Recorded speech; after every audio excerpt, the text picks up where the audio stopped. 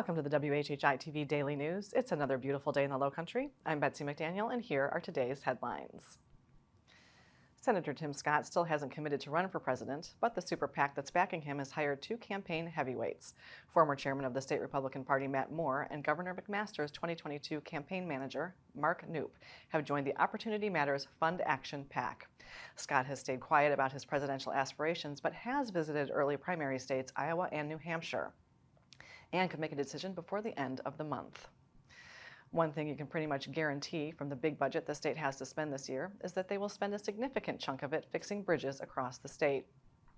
State DOT Secretary Christy Hall has told the legislature it needs to make a $1 billion commitment to replacing over 1,100 bridges that are considered in fair or poor condition, many of them more than 60 years old. She urged legislatures to spend money now instead of facing an emergency closure if a bridge falls before it's fixed. She says the DOT doesn't need all of the money at once, but $200 million a year for 5 years will actually save money in the long run. The first $200 million is already in the House budget. The Senate is working on its budget this week. It looks like there is a crack in the recent wave of thefts of catalytic converters in the Lowcountry. Beaufort County Sheriff's deputies have arrested 50-year-old Willie Malone Cothern Jr. for stealing a handful of converters from last November through February, including one from Bluffton's street sweeper in January.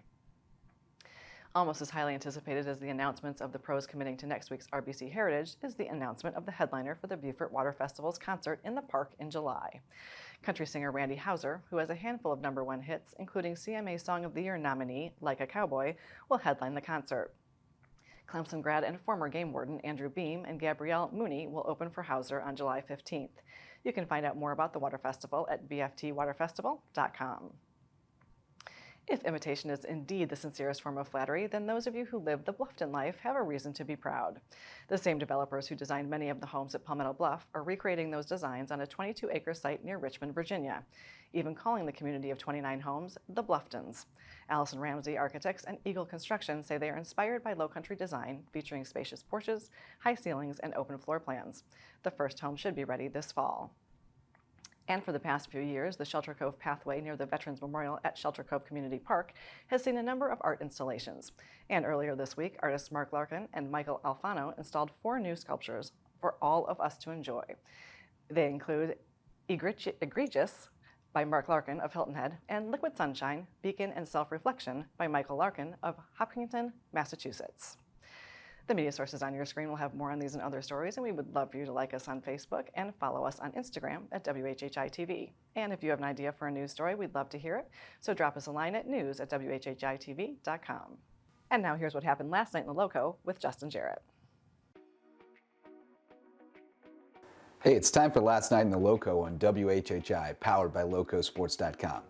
Another night, 2 more battles between the Bluffton Bobcats and the Hilton Head Seahawks, this time on the soccer pitch with playoff positioning at stake. LowcoSports.com's Wes Kerr was at the nest where Gwyneth Townsend and Braseda Andrade scored goals, and Bluffton's girls held on for a 2-1 win after Hilton Head's Andrea Tapia nearly missed the equalizer with a strike off the crossbar. The Bobcat boys made it a clean sweep with a 3-0 win over the Seahawks, breaking through late in the first half of a defensive struggle and tacking on 2 more after the break to snap a 2-game losing streak and slide into 3rd place in the region standings. The May River boys also picked up a big region win. After playing to a 1-1 tie through regulation and overtime, the Sharks walked it off in the bottom of the 11th, to use a baseball term. May River converted in round 11 of a penalty shootout, and the Lucy Beckham Bengals failed to answer, keeping the Sharks in 2nd place in the region. John Paul II earned a sweep at Battery Creek. Bridges Prep's boys stayed unbeaten with a shootout win, and the boys from Beaufort and Hilton Head Christian Academy won big. Peyton Bullock struck out 9 in a 2-hit shutout, and Christian Bueso went deep for Hilton Head Prep baseball, and the Dolphins tennis team beat Beaufort 5-1, while Hilton Head High's boys golf team edged Beaufort and May River by 5 shots to win a 6-team meet at Oyster Reef. Bluffton's Jones Saylor shot 35 to earn medalist honors. For Loco Sports and WHHI, I'm Justin Jarrett. Until next time, go Loco. Thanks, Justin. And now Maria is here to tell us about some maybe stormy weather that's coming up. Thanks, Betsy. Yep, so taking a look ahead, we are going to see rain and heavy thunderstorms throughout the next few days, but hopefully by Easter it'll be clearing up a little bit. Taking a look at Thursday, however, it's going to be cloudy with an afternoon thunderstorm that should be clearing up by the evening. Hilton Head's going to have a high of 79, a low of 68.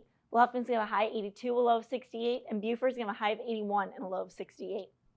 The sunrise for Thursday is going to be at 7:05 and sunset's going to be at 7:46. Taking a look at the beach tides, high tide's going to be at 10:13 a.m. and low tide's going to be at 5:25 p.m.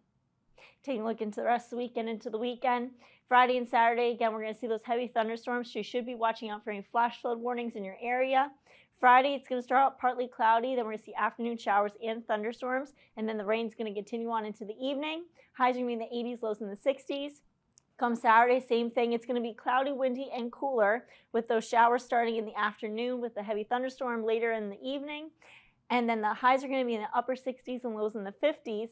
And then come Sunday, it's going to be cloudy and breezy with a possible passing shower through the day, but should be clear by the evening. The highs are only going to go into the low 60s and lows in the 50s. That's it for today. Let's head it back to the desk. Hilton Head High School is going to get a brand new look. We'll learn about that after a quick break. Stay with us.